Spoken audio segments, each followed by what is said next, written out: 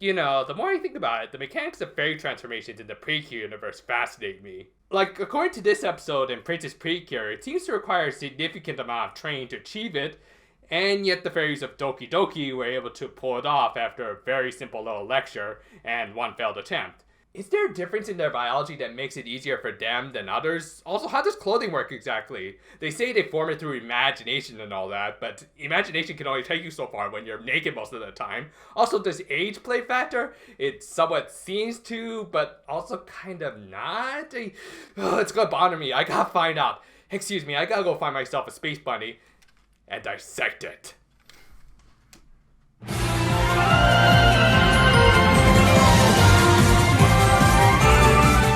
Following up on last time, Shio is still trying to figure out how Ichika managed to produce a large amount of Kirakira in the beekeeper family.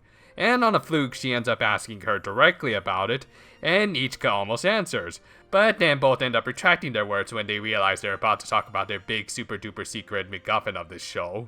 Yeah, just forget about the fact that the person right in front of you exhibited knowledge about a supernatural force that exists in high-calorie desserts. You gotta focus on buying your stupid strawberries. That's what's important. These things are harder than they look. Anyway, yeah, it takes both a while before they perform their requisite double takes acknowledging their stupidity. Well, that was pointless. Later, Ichika ends up encountering what she believes to be poltergeists, but the Elder is able to quickly figure out what it really was. The team heads up to the top of the mountain and opens up an umbrella that that can apparently act as a flare gun. Why can't you do that, you piece of junk? Anyway, that was meant to act as a signal for all Pecorin's fairy friends to gather there, and sure enough, they all show up. Apparently, they had all returned to the area after being guided there by the former thieves. Man, honestly, even though it was just one flashback and a few still images, this was probably my favorite part of the episode. I think I just like the simple fact that the writers had the forethought to include these guys. After all, they already received a proper send-off in episode 12, so they didn't need to bring them back. But they did, and it was a pleasant surprise. And brainwashed or not, the fact that they were willing to atone for their sins is very admirable. Yes, my mind was taken over. Even so, how disgraceful for a knight who should be protecting his people. Hopefully we'll get to see more of these guys in the near future. In the present though, Pecorin is just happy to see all of her friends safe and sound. They even throw a nice little reunion party for them. And of course, someone else is happy to see the gang back together.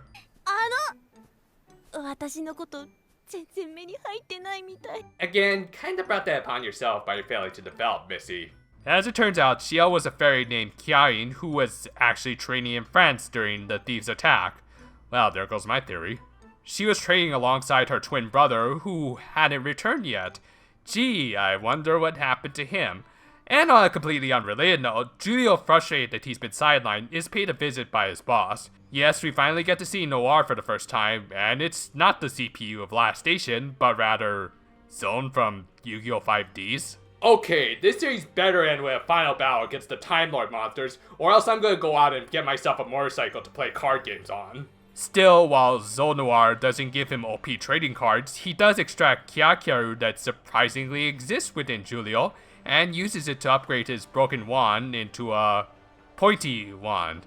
What is this guy's obsession with pointy weapons? Meanwhile, Bipley, who was also frustrated over her recent string of losses, decided to go all out and crash the fairies' little reunion party. The Precure transform and Kiarin finally learns their secret identities and freaks out, while maintaining her smile for some reason. That's actually kind of creepier than even the MOTW. Which, speaking of which, they do subdue Il and almost finish him off until Bipley reveals that she also has some residual Kirakira inside of her, and it proves to be enough to transform Il into an even freakier form and gain the upper hand on the Precure. Still, thanks to some backup from Shield, they're able to counterattack by spamming their special attacks, annoyingly enough, and severely damaging Il. Defeated, Bipley once again retreats, and the episode ends with Kiarin begging to become Ichika's apprentice.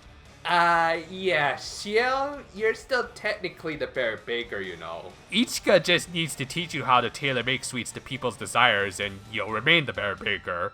Whatever, they'll have to hammer out the details later as Yugioh shows up looking for one last bout with the Precure. Nice to have you back, dude. You're easily one of the best parts of this show. Still, this episode, stupid openers aside, at least provided some good build-up as well as follow-up.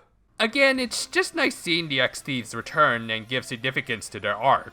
While it's true that they were far from the most interesting villains in the franchise, as atoners, they could do a lot within the remainder of this series to give them a little bit more notability. Meanwhile, we also got some interesting subplots building. What exactly happened to Kiarin and her brother when they arrived in France? Why do Yugioh and Biffle have Kirakira? What exactly is Noir's deal? These are all intriguing questions. What aren't as intriguing are the battles in this anime.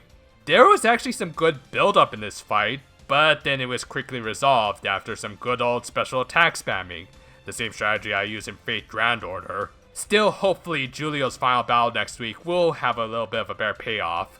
Also, if you haven't seen it yet, be sure to check out the second part of my Hardcatch Precure review that I uploaded on Friday, as well as my first part if you haven't seen that yet, which why haven't you? That series also has facepalm-worthy moments, but at least they're somewhat fun moments that don't irritate you to the point that you end up smacking yourself with frozen strawberries. Also, yes, I'll be putting these to good use as opposed to smacking myself with them, as my cake pan came in yesterday, and I can finally continue with my baking series. Check back for that later this week, and until then, farewell for now, my friends, and I think I gotta go check myself into the hospital just to make sure I didn't get a concussion from frozen strawberries of all things. How am I gonna explain that?